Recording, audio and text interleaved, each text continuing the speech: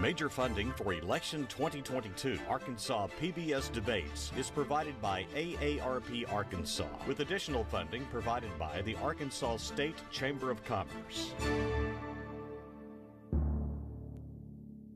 From the campus of University of Central Arkansas and the studios of Arkansas PBS, it's Election 2022 Arkansas PBS U.S. House of Representatives District 3 debate. Stand by, Jim, in 5, 4, 3, 2, 1, up on Jim, and cue Steve.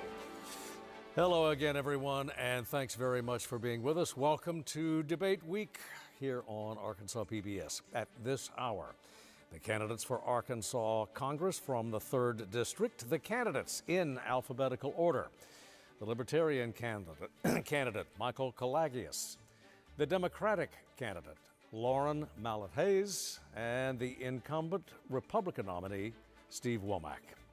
The questions for the debate will be coming from Una Lee of 4029 News, Fort Smith and Fayetteville, Christina Munoz of Arkansas PBS and Natural State Update, and I'm Steve Barnes.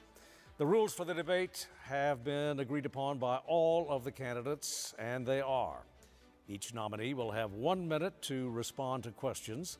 Each will have 30 seconds to rebut if they choose to use those 30 seconds.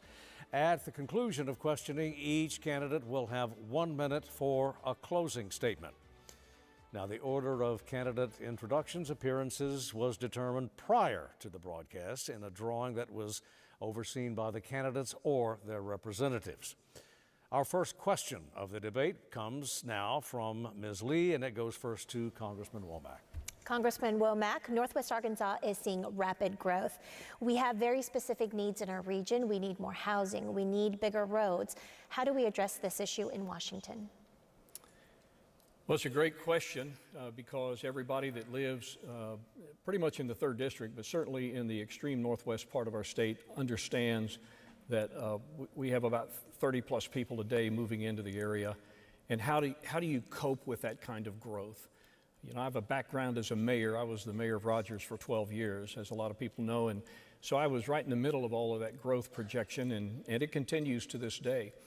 What you have to have is you have to have a good strategy, and I think the Northwest Arkansas community has a pretty good strategy for how do we develop, where are these road networks going to be, what are we going to be able to do insofar as funding a lot of these particular issues. And, you know, fortunately, the people of Northwest Arkansas and in Arkansas in general with issue 1 have taxed themselves to be able to provide for a lot of this infrastructure. But you're still going to need a federal partner. You're still going to have to be able to do things like build a bridge over the Arkansas River and finish 13 miles of I-49 and 412 in Northwest Arkansas. Still a lot of work to be done, and we have to have the funding to do it, and the federal partner is going to be necessary. Thank you, sir. Ms. Mallett-Hays, 1 minute. So we know that the growth in Northwest Arkansas is projected to be 1 million by 2046. We continue to talk about infrastructure and the needs there, and we have passed a bipartisan bill to bring money into the state for that development. But one key piece that we're missing is public transportation in the form of commuter rail. I think connecting the Northwest Arkansas corridor to Fort Smith and then on down to Little Rock will be a significant improvement for our area as far as the rapid growth we're going to see. When you look at the cost of living compared to other metropolitan areas that have a much better public transportation system, comparatively the cost is the same, and yet we don't have the same access. So my biggest responsibility would be to help build and figure out how we get that public transportation into the Northwest Arkansas River Valley region. Thank you, Mr. Kalagius. Yeah, I have seen Northwest Arkansas pretty much explode in growth, and it has been tough to keep up with that growth. Most of that, as far as infrastructure goes and roads go, we can meet that with taxes that we're already paying. So we do have fuel taxes that should be going strictly to roads, and oftentimes it doesn't. It goes to build airplane hangars at executive airports, or it goes to, you know, build buildings somewhere instead of going into the actual infrastructure and the roads and bridges where it's needed. So some of that we can clean up that way. We will have to see as more and more electric cars get on the road, find a way that make sure that they're also paying their fair share, however that goes, and I'm sure that could be debated in the halls of Congress on how we want to do that. But Northwest Arkansas isn't the only place that's struggling with this. So, and especially when it comes to housing. Housing is getting tight everywhere. So, and a lot of that is because the government keeps getting in the way. We have so many different restrictions on who can build where and how much it has to, how big it has to be and what features it has to have and how many permits you have to get. And I have to call time here. Okay. So, excuse me. Congressman, you have 30 seconds now.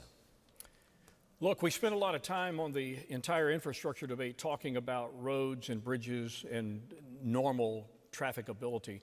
But one thing we don't spend a lot of time talking about is kind of hidden out there, and that is what to do with a real growth inhibitor, and that's how to deal with wastewater.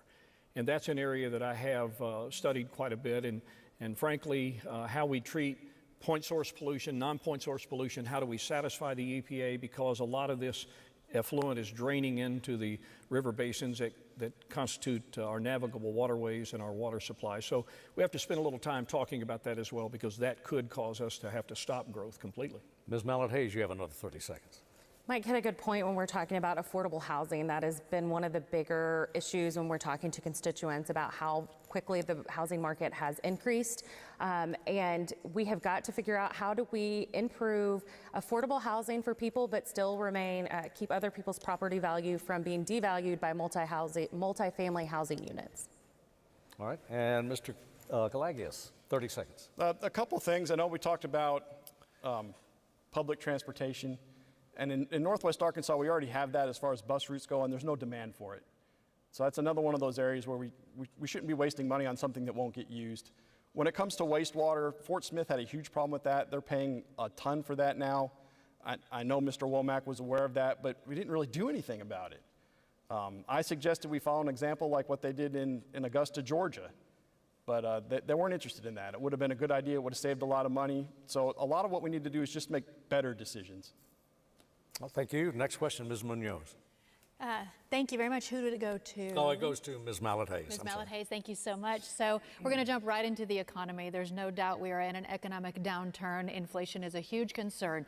What, in your opinion, is the best and fastest way to help not only the individual Arkansan, but Arkansas business owners as well? Ms. Mallett-Hays. I think any way that we can put money back into the pockets of our hardworking citizens and reduce the cost for our businesses is going to be the most effective way. I would like to introduce a bill called OT40, which would allow for no taxation on overtime pay, commission type paychecks, and Social Security, to allow for working citizens and retired citizens to be able to have more funds in their pocket to be able to meet the needs that they have, whether it's paying their bills, putting a roof over their head. We can also look at the way that we are requiring the taxation of the businesses and what that we could bring down for them to reduce their cost as well. Mr. Kalagias, you have 1 minute. Yeah, the best way to stimulate the economy is tax breaks. So I can agree with you there. I think we need across-the-board tax breaks. I know my family, when I calculate it all up, we're paying about 50% of all of our income just goes to pay taxes. By the time you have your income taxes, your payroll taxes, your property taxes, your sales taxes, the fees that go on vehicles, taxes on food, it's overwhelming how much money you have to give up from what you earn. So, and we need to lower that tax burden, not just in income taxes, but across the board, in all taxes. But the only way you can do that, the only way you can lower taxes, is if you cut spending. So if you lower taxes without cutting spending, all you've done is shift the burden somewhere else. You haven't really lowered taxes. You've put it out on a future generation. You've shifted it to a different tax. The way to fix it is, one, you have to control your spending, cut the spending a lot. And once you cut spending, then you can responsibly cut the taxes so that people can have the money that they earned and put that into the economy. Mr. Womack. We're talking about inflation. And inflation is a simple problem. It is too much money chasing too few products. And the first thing that we have to do in Congress is quit spending so much money. I mean, we just spend, and that's the answer that a lot of my friends on the other side of the aisle want to do. They want to address every problem we have by throwing more money at it. We just simply can't afford to continue to spend at the rate we're spending. Inflation was at 8+ % in the last quarter. The core inflation, which is a better predictor of future inflation, is at 6.5%, and that's excluding food and energy. The other thing we have to do is everything is influenced by how much we spend on energy. And people are about to open heating bills this cold winter. They're going to find out the reality of that. We need to unleash American resources, put America back into energy independence, because that's one of the ways that we can reduce the input costs that go into everything that we do in this economy. Thank you, sir. Ms. Mallett-Hays, you have 30 seconds for follow-up. I think it's no surprise to anybody that we're kind of in this situation following one of the worst pandemics that we've seen, the only pandemic we've seen in my lifetime. And so it's not surprising that we're seeing some of these problems. To help our businesses, though, we need to fix the broken supply chains that have been affected and also reduce the price gouging that we're seeing by corporations that are increasing costs for no need at this point. Mr. Kalagias. Yeah, I think I have to agree with Mr. Womack on part of that the reason we have this inflation is because Congress keeps spending way too much money. The problem is that while he recognizes what the problem is, he hasn't done anything to solve it while he's been there. He's been in Congress for 12 years. We've never had anything close to a balanced budget, even when he was the budget chairman. So he's voted for every single debt limit increase that we've had since he's been in office. So we need someone that not only recognizes the problems, we need someone that's actually going to do something about it as well. All right, Mr. Womack, 30 seconds. Yeah, well, I was budget chairman, and I've got a front row seat to exactly what our challenges are, and I talked about it with our spending. But here's the other data point that I think a lot of people need to understand is for every 10 basis points of an increase in the interest rates that are a factor in this inflation struggle, is $22 billion more in debt service. So, I would agree if we had a chance to balance the budget, we should. I have served under mainly Democrat rule since I've been in Congress, either in the House or in the White House. So, look, both sides got to come together. This is not just a Republican issue or Democrat issue. This is an American issue. We've got to solve for the budget crisis in our balance sheet. Got to call it there, sir. Next question goes first to Mr. Kalagias. We've all talked about inflation here. It is, in fact, global, is it not?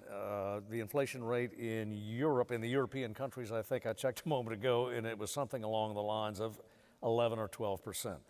So is it more than just an American phenomenon? Are the forces more global than they are purely domestic? There are some global forces. We exist in a global market. We are the most dominant force in that market. And so a lot of what we do, the rest of the world follows to a certain extent. And you'll see other countries are doing a lot of the same things. Their central banks dumped a lot of extra currency into their market, and dumping that currency into the market causes inflation, and we're paying for that now. As far as the global crisis for inflation goes, that's not really the realm of Congress necessarily to take care of. I can't fix what's going on in Europe. So our Congress works for the United States of America. We can fix what's going on here. We can quit borrowing money from the Fed. We can quit have deficit spending. We can start paying back some of what we've borrowed so that we can control our inflation here. And then if the rest of the world follows suit, that's great. But that's up to the rest of the world. That's not a job for our Congress. Mr. Womack, 1 minute. Yeah, well, it is a global problem. Inflation rages around the world, but for different reasons. I mean, in America, I think we could begin the process of fixing inflation if we just had the opportunity to unleash American resources here from an energy perspective. Everything that we do, our entire economic structure has energy kind of baked into it. So that's one thing we can do in America to lead, and that is quit relying on the global supply, because energy is kind of a global commodity, and be able to unleash those resources right here under our feet. And I think if we did a better job of that, we would be leading our way out of this recession, or at least begin the process of doing that. The other thing is we got a big war raging in Ukraine. We've got oppression in Iran and demonstrations going on there. So there's a lot of upheaval. This is not a very stable world we live in. And all of those things, I think, go to contribute to the inflationary spirals that are affecting the entire country. Ms. Mallett-Hays. Yes, this is definitely a global issue, and I'm glad Mr. Womack identified that as such, since he has been so dead set on blaming it on this current administration. Yes, we are seeing this because of the pandemic. Yes, because of the supply chain disruption worldwide throughout the pandemic, and economies are trying to get back on their feet. However, if we're only focusing on our oil industry for our energy needs, we are missing the boat. That is a non-renewable resource. We are not setting the precedent for our children in the future. We have to come up with a cohesive solution that contains fossil fuel, green energy, and other ways that we can sustain our energy grids going into the future, because we are going to run out of the resources we currently have. And if we do not put focus on that now, we're going to be trying to play catch up. Mr. Kalagis, 30 seconds to follow up. It always is good if you can develop your domestic resources. For the most part, we already are producing everything that we need in this country. Much of what we import into this country as far as energy or oil goes is so that we can export it back out as a refined product. Oil is on a global market. It's priced on a global market. So increasing domestic production isn't necessarily going to have that big of a change here, depending on what the rest of the global market is doing. So we do need to concentrate on making sure that we have diverse domestic energy production. But once again, we can't be the savior for the rest of the world. A lot of the rest of the world, a lot of the global market is going to have to be taken care of by countries over there. Mr. Womack, 30 seconds. You know, there's not much more to add to it other than the fact that, as I said, it's an unstable world. And national security is a big piece of it. We have to continue to bolster national security so that we remain free and capable of doing the things that we do. Like I say, the energy issues that are facing this country right now are hitting everybody in the pocketbook, from what they do by putting gas in their car to the foods that they put on their table. It is and it doesn't have to be this way. We have the resources. All we have to do is bring those back to bear in the United States of America, and we can do it in a better and cleaner way than people around the globe. And 30 seconds for Ms. Mallett-Hays. I think I'm good. All right, our next question then comes from Ms. Lee, and it goes first to Ms. Mallett-Hays. Ms. Mallett-Hays, one of the problems that we're seeing is in our Social Security benefits and Social Security system. Last week, the government announced 8.7% bump in Social Security payments to adjust for inflation. There are recent reports coming out saying that Social Security is going to be in big trouble by 2034, as early as 2034. So how does the program sustain itself? What do we do now to find a solution to Social Security benefits? Well, I think you're going to hear us revert back to the whole spending. I don't disagree with them that we need a balanced budget. We need to ensure that Social Security and Medicare stay solvent, and we do that by putting a priority on things that matter the most to most Arkansans and as well as Americans. I think we need to look at all of our systems and do a good run through and try to make them more efficient and see how we can save money there. I know there's a lot of systems that are still very clunky and inefficient and hard to use. And if we can focus on making those more efficient, we can save some labor costs there and put that money towards the Social Security and Medicare funds that we need. And Mr. Kalagis, 1 minute. Yeah, Social Security, we've known that's going to be in trouble for a while. It's not really anything new. It's kind of accelerating as far as how far we're going to get before it runs out of money. But one of the things we're going to have to do is try and make it so that it's solvent for the future. It should have been set up to where it was a retirement account. People feel like they paid into Social Security and they're entitled to that money, and they should feel that way. But unfortunately, what they paid in did not go into an account for them. It just went to pay for current beneficiaries. And so it's set up kind of like a Ponzi scheme, and those are designed to eventually fail. So what we need to do is change that. Change Social Security for future beneficiaries so that it becomes a defined contribution plan instead of a defined benefit plan. That way people actually are paying into their own account. The money will be there because they put it there. So as far as people that are currently expecting to get Social Security, that vested, they paid in all their lives, and they want to see that money, right now it's not there, which means we're going to have to find other places in the budget where we can cut so that we can pay the benefits promised to those that paid in their whole lives and now don't have another option to save for retirement. Mr. Womack, 1 minute. Well, it's kind of hard to isolate Social Security over by itself because it's one piece, and it's a large piece of what we call mandatory spending at the federal level. Discretionary spending 50 years ago was about a third, or was about 2/3 of government spending. Today it's about a third. So 2/3 of government spending is tied up with Social Security, Medicare, Medicaid, the net interest on the debt, which is soaring right now. So what we have to do is we have to look at the structure of our entitlement program in whole. It's just hard to separate one like Social Security out. Medicare Trust Fund is going to run out in a couple of years. Social Security still has about 8 or so years left before we start having to do some emergency planning on it. But these are programs our people have paid into. These are programs our people rely on. So structural changes that both sides can come to the table and agree on is what's going to be necessary if we're going to save these programs for future generations. All right, thank you, sir. Ms. Mallett-Hays, you have 30 seconds for a follow-up.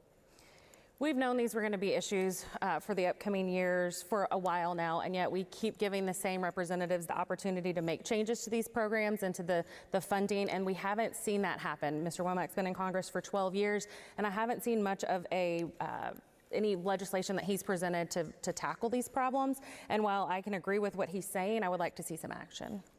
All right, sir. Thank you, ma'am. Mr. Kalagias, 30 seconds. I'd like to echo the same thing. It is long past time for action. This isn't something that 8 years from now we need to worry about emergency. We know this is happening now. We've known it's happened for a while. We knew this was happening back in the 1980s when Ronald Reagan first raised the payroll taxes so that we could try and extend its life a little longer. It's not something new. It's something that should already have been addressed. It's something that we need to address now because previous generations have just been kicking the can down the road. Mr. Womack, 30 seconds. I don't think either of my opponents have been paying much attention. I was a budget chair in 2018, led the Joint Select Committee on Budget Process Reform.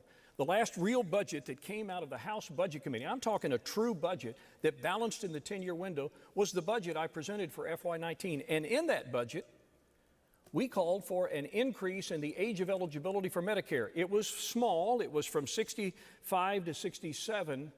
But we couldn't get that budget put on the floor of the House of Representatives for a vote. So I put my money where my mouth is. I don't just talk a good game. I actually advocate for those kinds of solutions. Our next question from Ms. Munoz, and it goes first to Mr. Kalagias. Okay, so before we got ready for Debate Week, we offered the opportunity to our viewers to submit questions via social media. So this next question comes from a viewer in Pope County.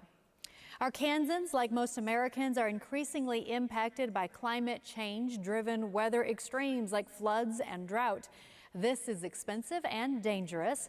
What are your plans for reducing Arkansas emissions and boosting clean energy and conservation practices? Mr. Kalagias, to you first.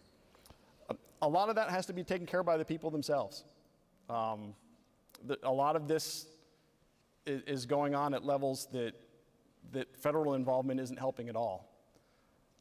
When we have mandates to go to electric cars, we're just shifting where the pollution comes from instead of actually reducing pollution. So we need to take local actions, clean up things locally, carpool, plant trees, quit tending lawns and tend gardens and grow trees instead. Those are small things that we can do. We already have pretty good legislation on making sure that our emissions are pretty clean as far as our energy production goes. So a lot of what we get in our pollution comes from overseas where we have no control. So the best thing that we can do is act local and again, stay diversified. One thing I would like to see is replacing methane emissions from our trash by taking some of the coal plants that we're taking out of production and turn them into trash incinerators. Methane is way worse than CO2 as far as a greenhouse gas goes. That way we could get some free electricity from our trash, improve our environment, improve our energy situation. It'd be a win-win for everybody.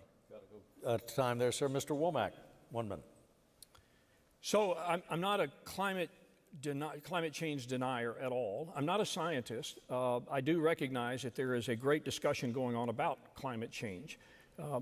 But the last thing we want to do, and I hate to keep coming back to energy, but it is something that's very important to everyday Arkansans, and that is that we have the ability to produce energy right here, domestic energy, and we do it in a much cleaner, much more responsible way than places around the globe. This administration, however, they're begging the Saudis not to cut production. They want more production. They're begging the Venezuelans to bring more production.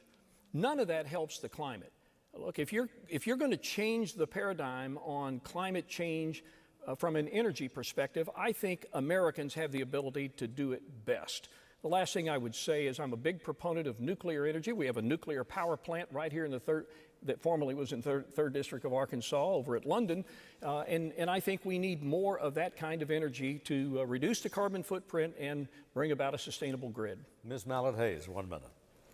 Again, even though he's not denying climate change, he has not put his energy into creating plans and solutions to be progressive. I do not like to live in a world where we have to be regressive and try to play catch up with the problems that we're seeing. We know climate change is a problem. It is here now. We have got to take all of our eggs out of one basket and diversify our energy in ways of making solar energy more affordable and accessible to the average everyday person, making electric vehicles more accessible, improving our public transportation and our railway system so that we can decrease the amount of 18-wheelers we're seeing on our roadways and still being able to move our goods throughout the United States while reducing our footprint. Mr. Glagis, you have another 30 seconds, sir. A lot of people say that we need to move more to solar and wind, and it's not really a thing. So when we shut down some plants to replace them with solar and wind, what we're really replacing them with is natural gas. And so we've seen our natural gas use shoot up. That has caused our electric bills to go up because our electric is now off natural gas and the price of natural gas has shot up. So my electric bill has doubled. So that's not a good way to diversify. All we're doing is we're shifting our pollution burden from one place to another. So we do need more diversification. Nuclear is one small part of that option, but the more diversified we can get, then the more reliable our grid will be and the cleaner our energy will be. Mr. Womack. Well, I'm sure my Democrat opponent kind of subscribes, probably at least the way she talks, to the California model. It says, by 2035, we're just not going to have any internal combustion engine cars running on fossil fuels. So this notion that we're going to take our eggs all out of one basket and diversify, look, their policy is pretty simple. Ours is pretty simple. We're an all of the above energy solution party. Theirs is an all but one. Look, there's room for all of them. We need to proceed. Got to call it. Ms. Mallett-Hays. Yeah, no, I disagree. I'm very aware of the problems that the California system is seeing, but that doesn't mean that we don't move forward with trying to improve what we're doing now. We cannot continue to preach fossil fuel, fossil fuel, fossil fuel, and do nothing to improve the systems that we can reduce our footprint in the future. Next question goes first to Mr. Womack. Sir, we read that there is a movement underway in your conference, caucus, Republican conference, to hold the budget hostage, the debt ceiling hostage, to cuts in entitlement programs, particularly Social Security and Medicare. And if you don't get concessions, just let it crash. Do you subscribe to that approach, and is that responsible governance? Well, we're going to face it. But there's going to be something else that will happen before we get there. First of all, you have to understand that we have an election, a midterm election that we have to get through to determine who the new majority will be and who will have the gavels and the ability to propose legislation in the next Congress. And I hope we do. The first thing we have to do is we have to finish our work from 2022. We have a funding bill for FY23 that is still pending. We're funded through the middle part of December. We've got to go back in the lame duck and figure out how to fund the government through the end of the fiscal year, and that will be the first thing. Then, assuming that we flip in the midterms and the House is in Republican hands, then I think we have to use the debt ceiling as a means to get some leverage on budget process reform. We can't continue to deal with CRs and omnibus packages and threats of a government shutdown. What we need to do is pay our bills and then focus on a process that works for the American people and can do it on time. Ms. Mallett-Hays. That's actually the first I've heard of that, but I would highly hope that that is not the case. It is not fair to hold the American people hostage when it is our elected officials that have not been able to get the job done there in the United States Congress. So if we're going to hold anybody hostage, we need to be holding them hostage by reducing or eliminating their pay until they can get things funded. Mr. Glagis, you have 1 minute. Yeah, it hasn't really mattered whether the Republicans or Democrats have been in control. And I know Mr. Womack was saying we have to wait until we know who's going to have power. And the parties aren't supposed to have power in Congress. The people are supposed to have power in Congress. This is a country of we the people, not we the parties. So we shouldn't be waiting to see who's going to have power. We should be giving the people the power. The people that have paid into Social Security deserve to be paid. We need to do whatever we can to the rest of the budget to make sure that they're paid what they were owed because they paid into it. That's going to mean a lot of cuts somewhere. That means someone's going to have to stand up and lead the charge on that, not say, well, the party did this, or my party did that, or it's the other party's fault. So we need people to start taking blame on themselves and taking credit for themselves for the work that they do themselves. Mr. Womack isn't the representative of the Republican Party. He's a representative of the people of the 3rd District. I'm running to be a representative for the people of the 3rd District. So those are the people that need us working for them, not the parties. I think that's, if we can fix that focus, we'd have a much easier time fixing the rest of these issues. Mr. Womack, so default is an option? Let me just say it again. We need to pay our bills. I think most of the people that I represent in the 3rd District of Arkansas do not believe in creating a sovereign debt crisis. But at the same time, we can't, that's the definition of insanity. Continue to raise the debt ceiling, continue to spend, like drunken sailors, and then turn around and have to do it all over again. We need something in return for elevating the debt ceiling of the United States so that we can pay our bills, and that would be some kind of process reform, budgetary reforms that can bring us back closer to a balanced budget. Ms. Mallett-Hays. Well, most of our congressional leaders have been there 10 to 20 years, so I think at this point we need new leadership that brings new innovative ideas for that to happen. Mr. Kalagias. Yeah, he talks about we need to do these things, but when he's been in office, he's done the exact opposite. He's voted for every single debt limit increase. So if we're going to stop spending increased amounts of debt, then we need to not increase the debt limit ceiling. We need to start spending responsibly inside of our limits, which is something that he admits, and he tells us that's what we need to do, but he's never done. He's done the exact opposite while he's been in office. We need servants in Congress, not leaders. We need servants that are going to do the people's work. Ms. Lee has the next question, and it goes first to Mr. Kalagias. Mr. Kalagias, let's move overseas now to Ukraine and Russia. How is the U.S. handling the current conflict in Ukraine, between Ukraine and Russia, and when it comes to our involvement with the war and with aid? So let me first say that all the fighting is going on in Ukraine. This isn't an argument over who's responsible. This is the fault of Russia invading Ukraine. The problem is that we don't have the money to help. So we're $31 trillion in debt. We can't afford to try and help fix that. So we're sending a lot of money, we're sending a lot of equipment using money we don't have, which is causing our own nation harm. So that's part of the problem when you run up $31 trillion in debt, is that you don't have the money to do the things that you want to do. So the other thing is it's not really our business. We can't afford to be the world's policeman. It's kind of what caused the Soviet Union to collapse in the first place. The Soviet Union collapsed because they couldn't afford to do all of the foreign stuff that they were doing.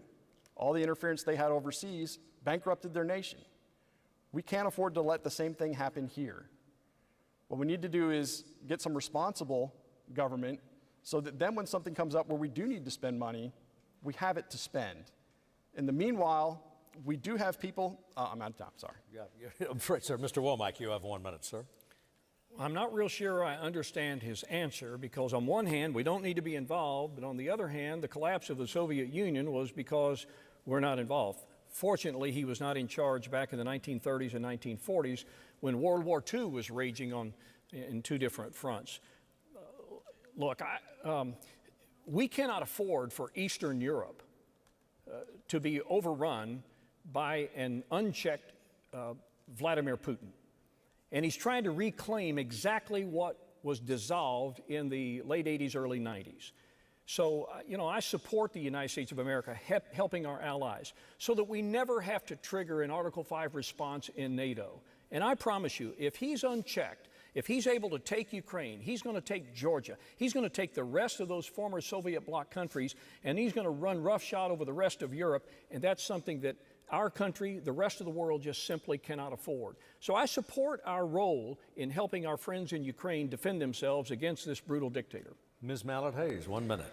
This is actually something I do agree with Mr. Womack on. We have got to keep our relationship strong. We have to ensure that the eastern part of the globe does not crumble under Putin. He has got to be held responsible, and if we do nothing, he will continue to overtake as much of the continent as he can. Without our help, that's what we're going to see, and we're going to be in a much worse crisis than we're in right now following the pandemic. So I also support what Congress has done. I hope that we're able to help them meet a more formidable outcome without having to escalate any further, but there is always that fear of we don't know what Mr. Putin's going to do, and we have to be ready for everything.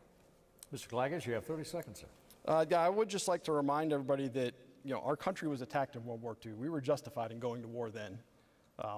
Putin hasn't attacked us. So at a certain point, Europe is going to have to be able to solve their own problems because, like I said, we can't afford to be the world's policeman.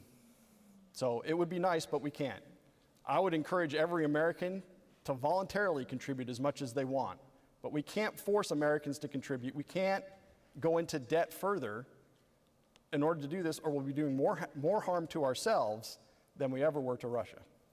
30 seconds, Mr. Womack. The geopolitical issues facing the world with an unchecked Putin are just not something that we can live with. And I mean, there are lots of, you see it just like I see it. And our staff has even handled constituent service issues involving our friends in Ukraine. We just simply cannot allow this guy to continue to run roughshod over his former Soviet bloc neighbors. This is a sovereign nation that has been attacked.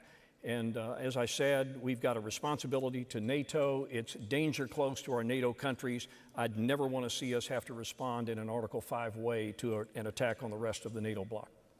Ms. Mallett-Hays. I understand Mr. Caglias's concern about us spending money that we don't choose to spend to help Ukraine, but that can be said for a lot of our taxes being spent on things that a lot of us don't necessarily agree with. But at the same time, the purpose right now is to prevent any escalation in the current situation that could potentially not only affect the United States, but globally. And I think that's something that we need to continue to be a part of the solution. We're going to pause our questioning for just a moment to let you know that the candidates can participate in a press conference immediately following the debate, and you can participate as well. It's observers anyway. Scan the QR code on your screen with your mobile device. Get your phones ready so you'll see that QR code periodically through the balance of our debate. And our next question from Ms. Munoz, and it goes first to Mr. Womack.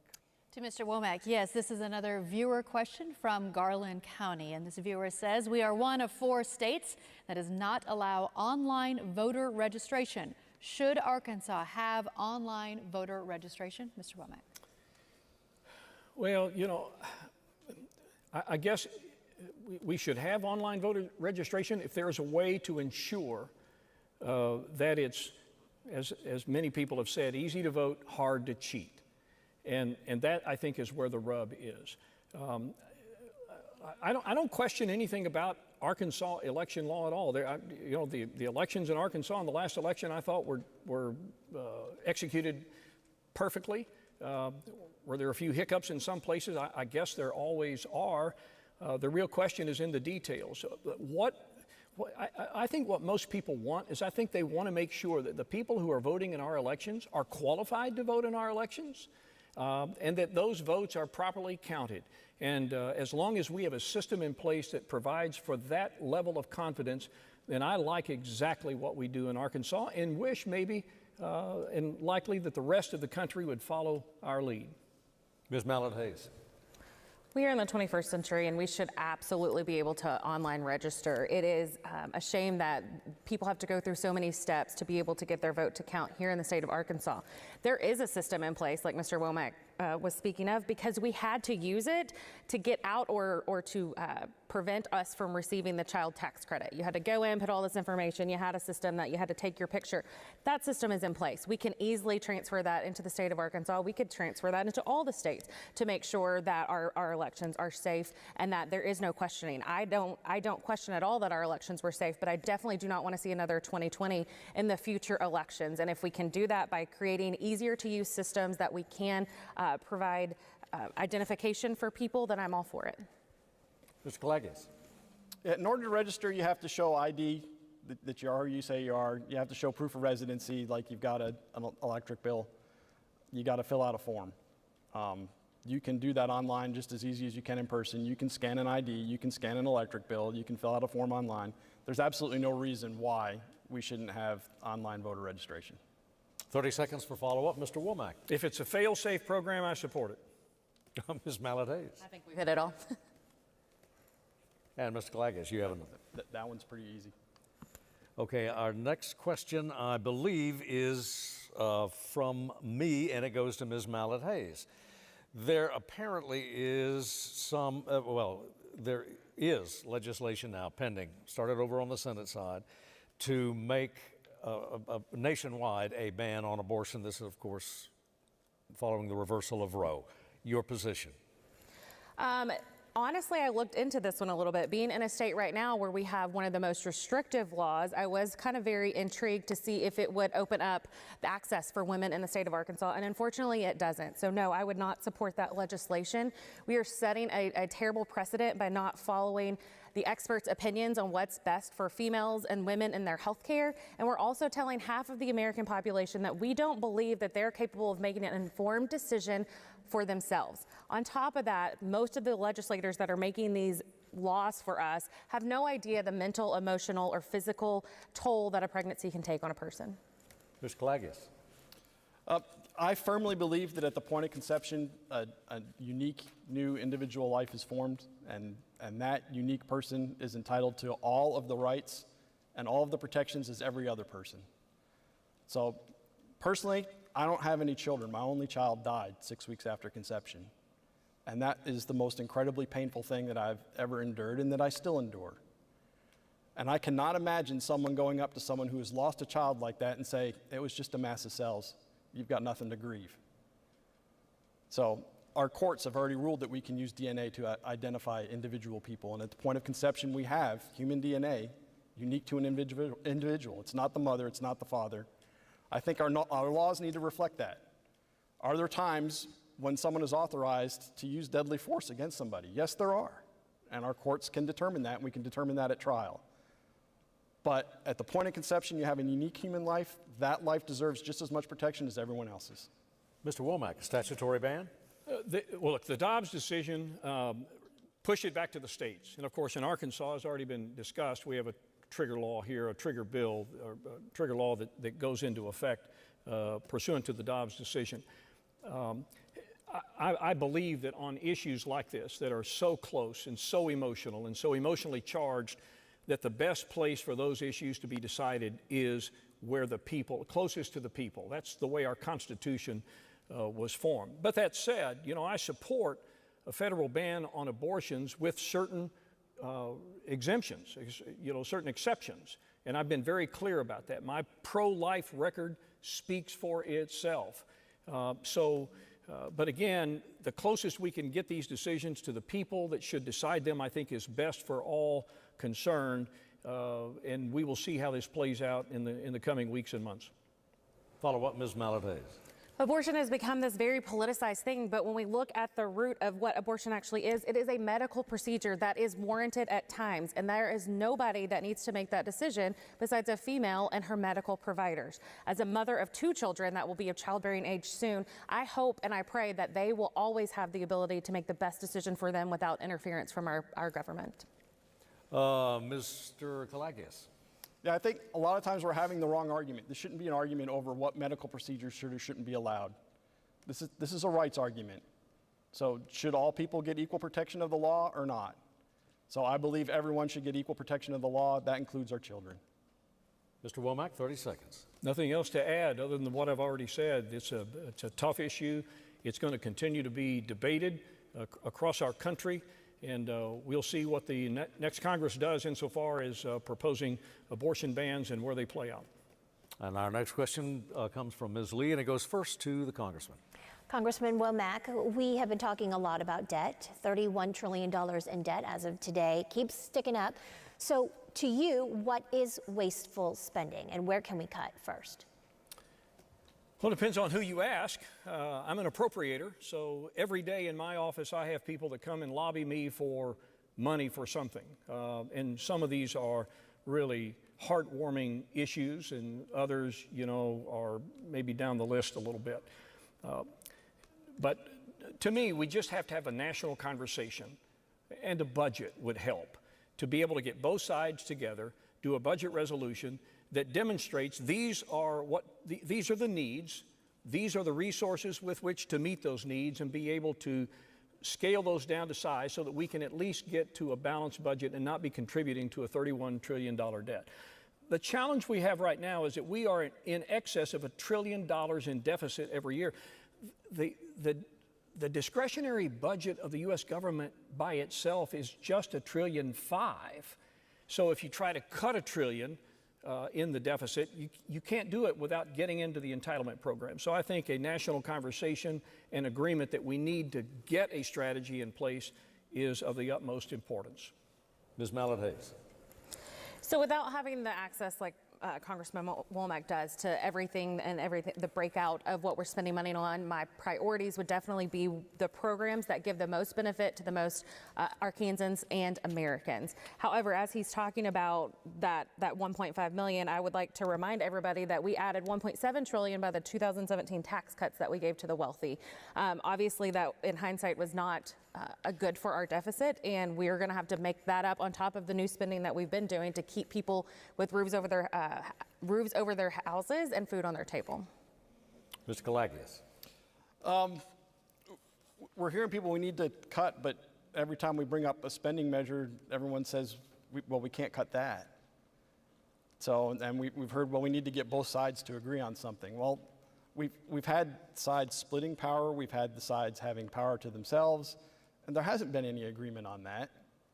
There's not going to be any agreement on that unless we start doing something different. If we're going to do something different, it means we have to start voting different. So get it to where there's not both sides.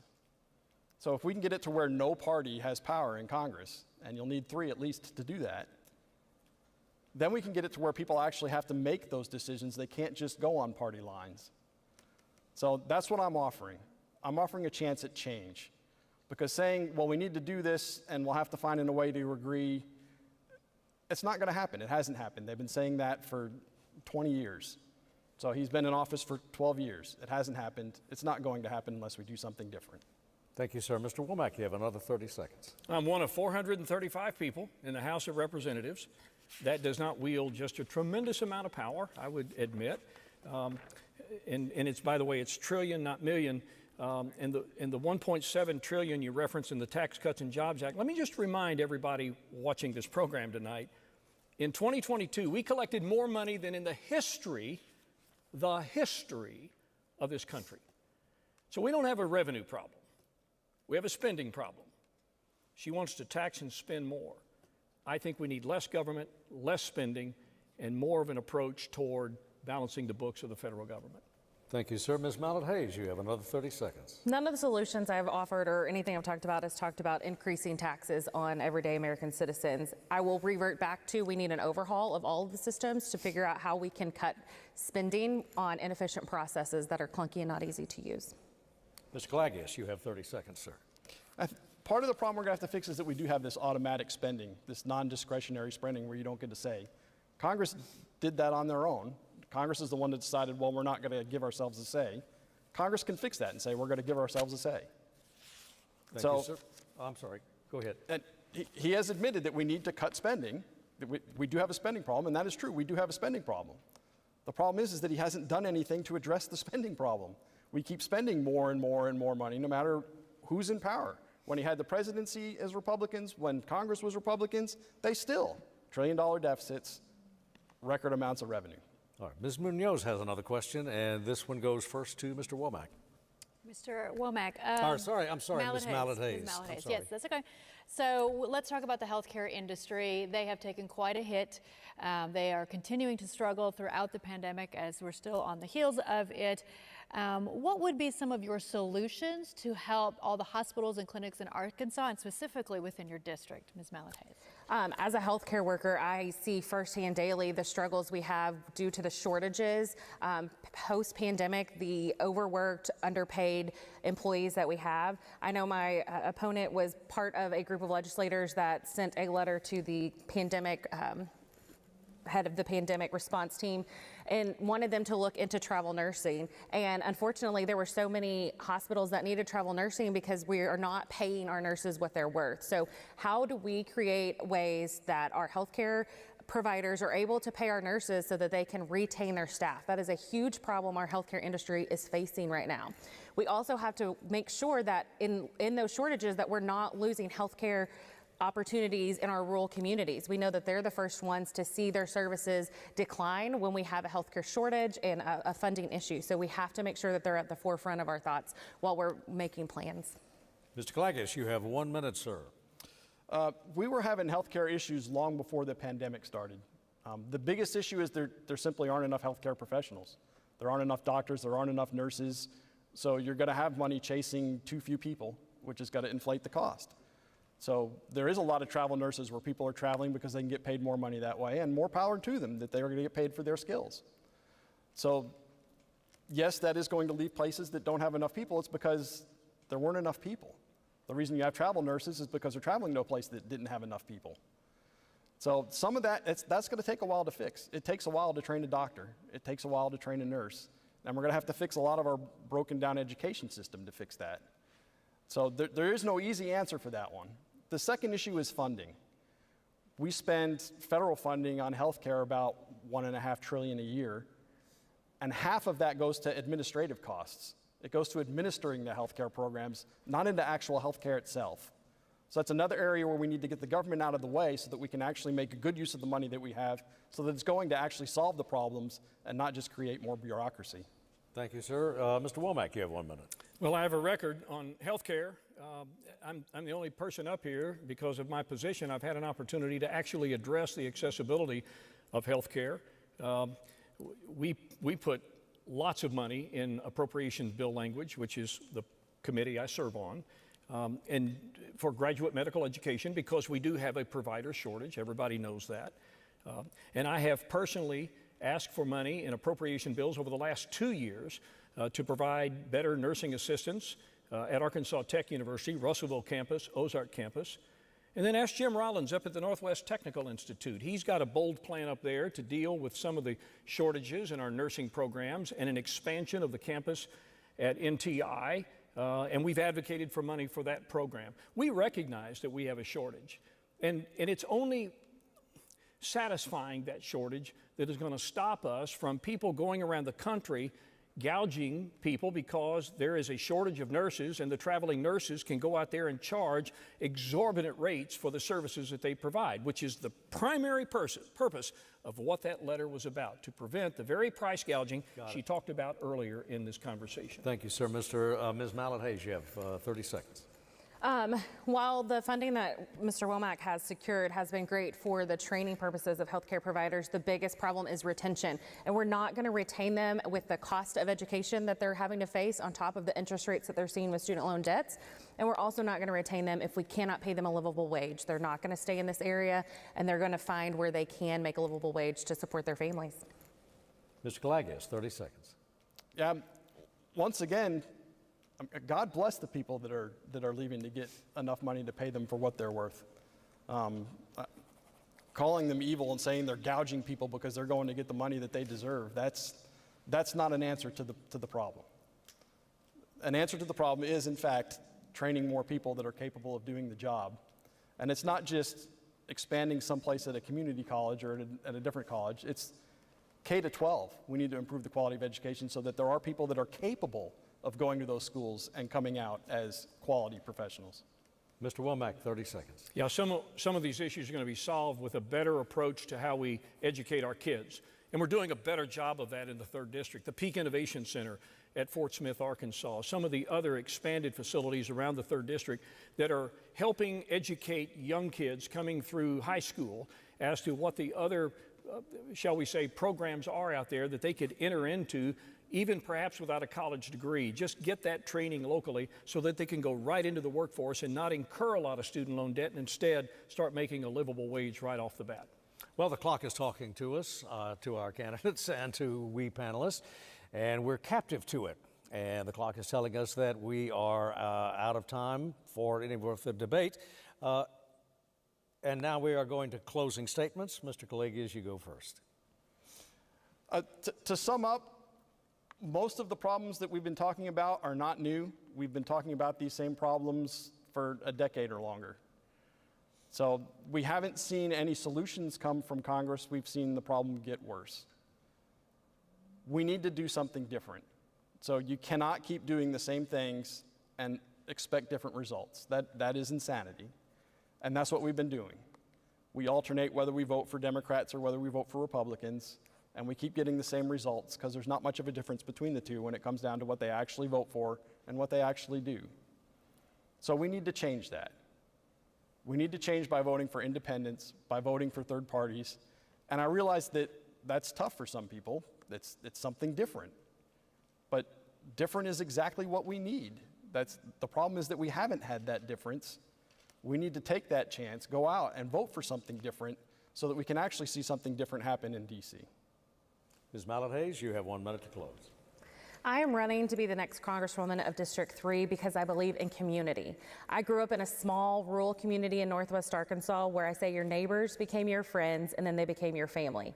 That's the type of community I want my children and all Arkansans to know. Our current representative touts that he knows what the 3rd Congressional District needs, yet he's been in office for 12 years and has only had one bill passed into law for a commemorative coin. He doesn't care about the people who are struggling to put food on the table and a roof over their head. He doesn't care about the food insecure neighbors that we have all throughout our district. He doesn't care about the shortages we're seeing in education labor and service worker labor.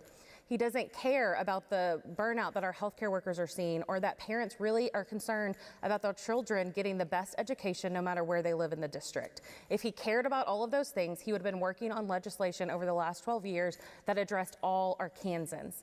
I don't have to tell you how bad of a job he's done because his track record will do that for me, but I can tell you as your next Congresswoman, I will fight tirelessly to rebuild our communities and bring a voice back to the 3rd Congressional District. Mr. Womack, to you now for a close. 1 minute, sir. Well, let me just take my remaining time to thank Arkansas PBS for this forum. This is a great opportunity for us to have a robust debate, talk about the issues that are important not only to our state, but certainly to our district and the nation. I want to thank these two people up here. I want to thank my opponent on the Democrat side, Ms. Mallett-Hays and Mr. Colegius, for their willingness to put their name on the ballot and run for public office and to be a representative of the people. I want to thank my staff. I want to thank my constituent service team. We talked a lot about issues up here. We didn't say anything about how a congresswoman or a congressman deals with the constituents across the myriad of issues facing them at the federal bureaucracy level. And I've got a team of just superb people that work every day tirelessly for their benefit. So I do care about the people that I represent. So thank you to everyone. This has been an honor and a privilege to serve for the last 12 years, and I look forward to Election Day and an opportunity to do it again. To all three of you, we thank you one more time. And of course, our audience as well. You can watch this one and all the other Arkansas PBS debates on demand at the Arkansas PBS YouTube channel, on the PBS video app, and on our website. The candidates have, as we mentioned, the option to participate in a press conference that's directly following the debate, which will air on our YouTube as part of our live stream. Scan the QR code on your screen and start watching YouTube right now. Thanks again to our candidates, as always to you for watching, and to all of those who've hosted us here at the Reynolds Performance Hall at UCA. Election Day, November 8th. Thank you.